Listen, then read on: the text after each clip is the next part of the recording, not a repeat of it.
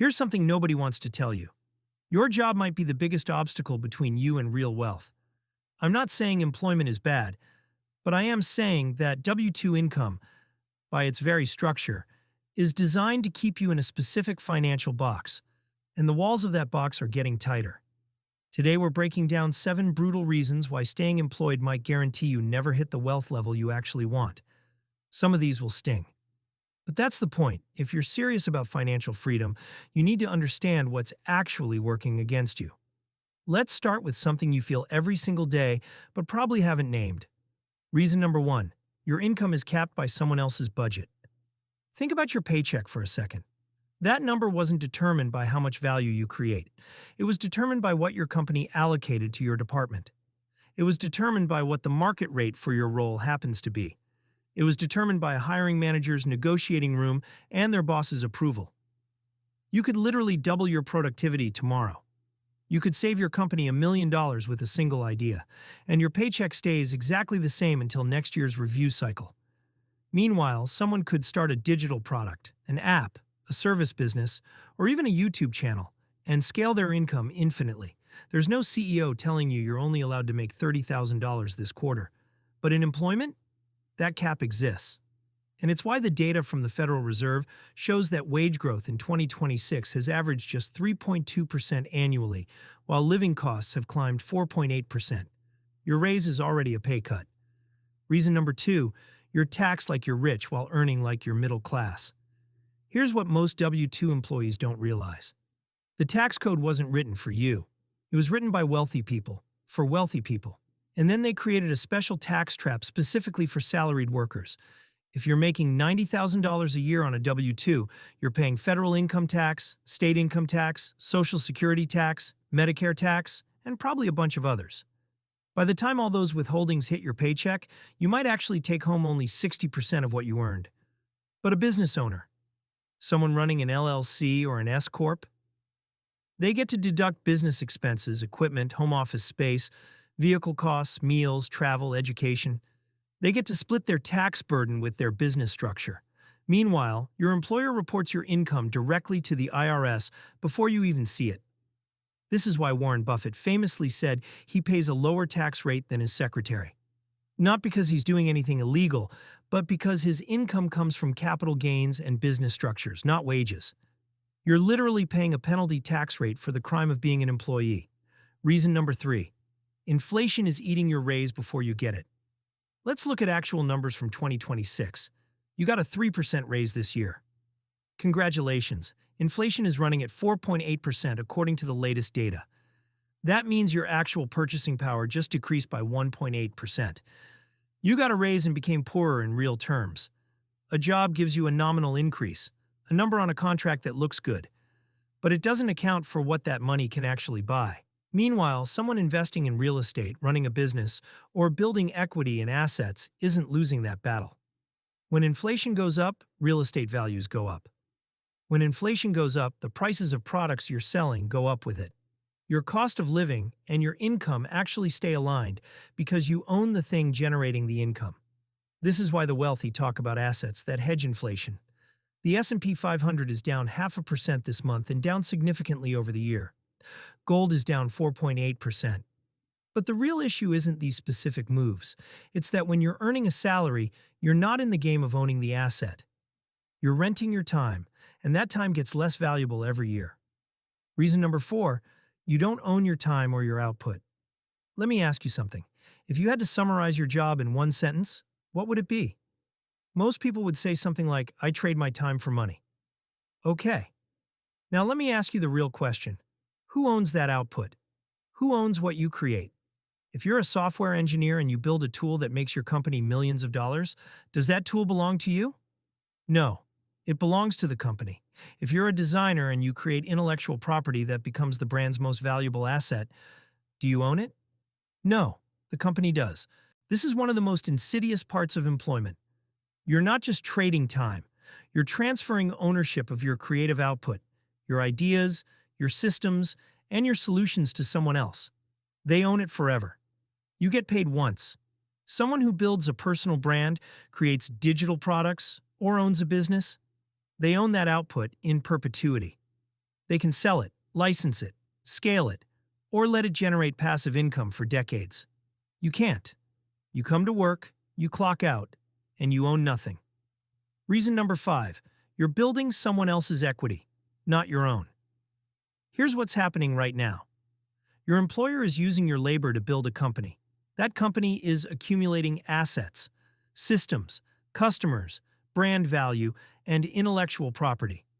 If the company gets sold, those assets transfer to the owner. If the company goes public, the shareholders get rich from the value you helped create. But you get your salary. Meanwhile, every hour you're at that job is an hour you're not building your own equity. You're not developing your own assets. You're not creating systems that could exist without you. You're not compounding your own wealth. You're literally working to compound someone else's wealth. This is why billionaires like Elon Musk don't actually take large salaries from their companies anymore. They own the companies. They own the equity. That's where the real wealth accumulates. But as an employee, equity accumulation is a fantasy. You get stock options sometimes, sure, but those are crumbs compared to what the founders own. And they come with vesting schedules that keep you locked in. You're a security guard for someone else's fortune. Reason number 6, job security is an illusion in 2026, but your income dependency is real. I want you to think about something. We just had major tech layoffs across the industry. Google laid off thousands. Tesla restructured, AMD, Intel, and other chip companies are going through massive workforce reductions. The Nasdaq has dropped 6.1% this month alone, and chip stocks are suffering particularly hard. Where were those employees' job security guarantees? Where was their safety net? They had none. They had been told they were valuable, that they had job security, that they worked at great companies. And then in a single quarter, poof, they were gone. But here's the real issue. That employee was probably living at 90% of their income. Mortgage based on that salary, car payments based on that salary, school payments, insurance, daycare. When the job disappeared, the entire financial structure collapsed. And here's what the employee should have realized. They had infinite risk and capped rewards. They could only make so much, but they could lose everything instantly. A business owner or entrepreneur has different dynamics. Yes, a business can fail. But they're building something with optionality. They can pivot. They can scale multiple revenue streams. They can sell the business. An employee gets laid off and has to start from zero. Reason number 7. Compound growth doesn't work on a salary. This one is mathematical, so stay with me. Compound growth, real wealth building, happens when you have a base that multiplies. Albert Einstein called compound interest the 8th wonder of the world. But compound growth only works if you have something to compound. If you're earning $90,000 a year and you save 15% of that, you have $13,500 to invest annually. That's great. That's disciplined. But now imagine you own a business that does $150,000 in annual revenue. You can reinvest $50,000 back into that business. That $50,000 generates more revenue next year, which means you can reinvest even more. Now you have compounding. The math works exponentially. A salary is linear. You earn X, you save a percentage of X, you invest that fixed amount. A business is exponential. You earn X, you reinvest a portion of X to generate 2X, then reinvest from 2X to generate 4X. This is why self-made millionaires and billionaires almost always built something. They didn't just have a job and a 401k, they had compounding leverage. And right now in July 2026, with the Fed potentially raising rates according to the latest New York Times analysis, the environment for compound growth through traditional investments is getting tighter. Your returns on stocks, bonds, and savings accounts are being squeezed. But business owners? They're adjusting their models, scaling what works, and compounding faster.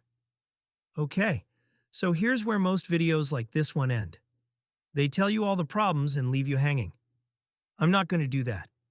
Let's talk about what actually works. Number 1, you need multiple income streams.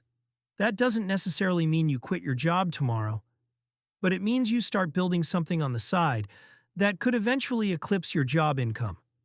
It could be a service business, a digital product, a YouTube channel, a course, a newsletter, consulting, freelancing through platforms like Upwork or specialized sites in your industry.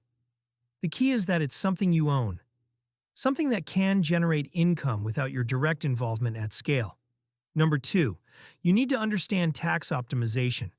Get a CPA or a tax professional, not a random accountant who just does your return. Someone who understands business taxation, S-corp structures, solo 401ks, qualified business income deductions, and the strategies that actually reduce your tax burden.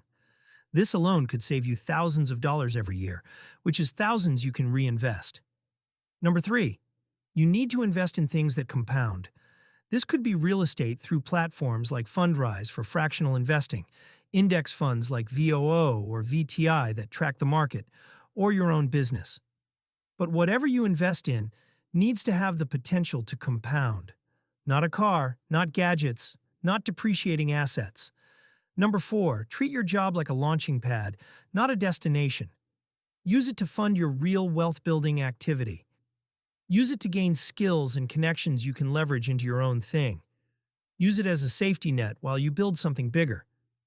But don't get emotionally attached to it or comfortable in it. Comfort in a job is dangerous. It makes you stop building.